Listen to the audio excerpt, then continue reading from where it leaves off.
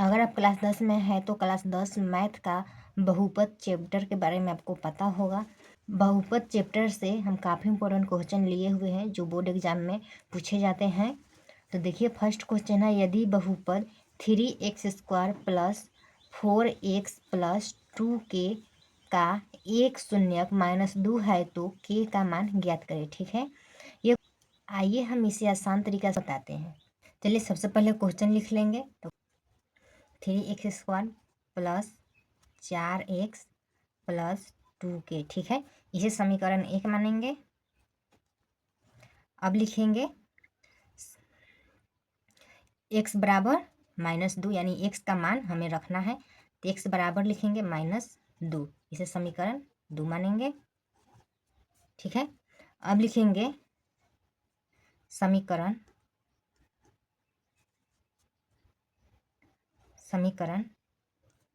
2 को समीकरण 1 में मान रखने पर। ठीक है,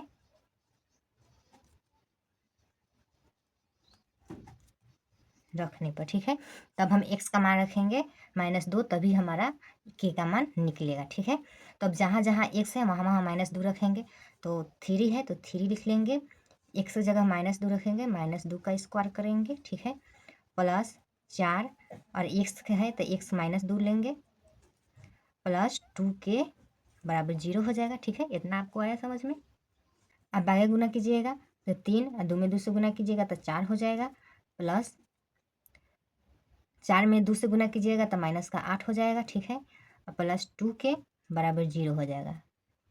अब गुना कीजिएगा तो 12 हो जाएगा और -8 हो जाएगा, प्लस 2k बराबर 0। ठीक है, अब 12 में से 4 को घटा दीजिएगा तो 4 आ जाएगा, प्लस 2k बराबर 0 हो जाएगा। ठीक है, अब 2k बराबर 0 और प्लस 4 को ना हम इधर भेजेंगे -4 में। ठीक है, -4 में भेजेंगे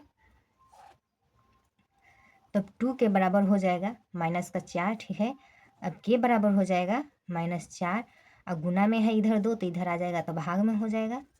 अब के बराबर कटेगा 2 मरतबे, 2 दूना 4, तो -2 यही इसका आंसर हो जाएगा। ठीक है, यही इसका राइट आंसर हो जाएगा।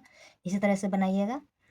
देखिए बहुपद चैप्टर का ये 2 नंबर काफ़ी इंपॉर्टेंट क्वेश्चन है।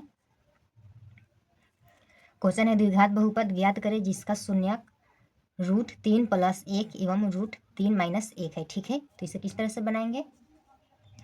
तो सबसे पहले इसमें आपको पता होगा बहुपद के 2 शून्यक होते हैं, एक अल्फा और एक बीटा। ठीक है, तो लिखेंगे माना बहुपद का एक शून्यक अल्फा बराबर इसको √3 + 1 को। ठीक है, ठीक, अब मानेंगे बहुपद का दूसरा शून्यक बीटा बराबर √3 - 1। ठीक है, देखिए अब बनाएंगे प्रश्न से।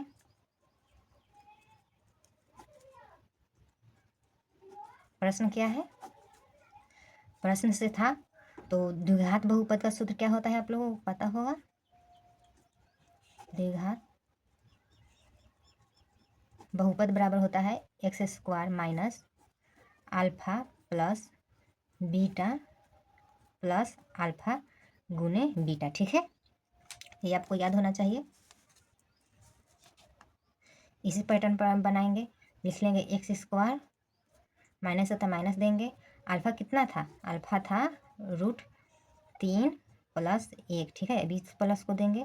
अब बीटा था √3 - 1। ठीक है, इस प्लस को प्लस देंगे। अब इस अल्फा को लिखेंगे तो अल्फा क्या था √3 + 1, अब गुना है तो गुना इंटू करेंगे, गुना है तो इंटू करेंगे, 1 हो जाएगा √3 - 1। ठीक है, अब x में गुना कर देंगे इस सब से तो हो जाएगा x² - √3x, और x में गुना करेंगे माइनस से माइनस एक एक्स। ठीक है, यहाँ पे आप एक से गुना कीजिएगा तो प्लस माइनस ध्यान रखिएगा, काफ़ी बच्चे यहाँ पे गलती करते हैं। अब गुना करेंगे प्लस एक्स में √3 से,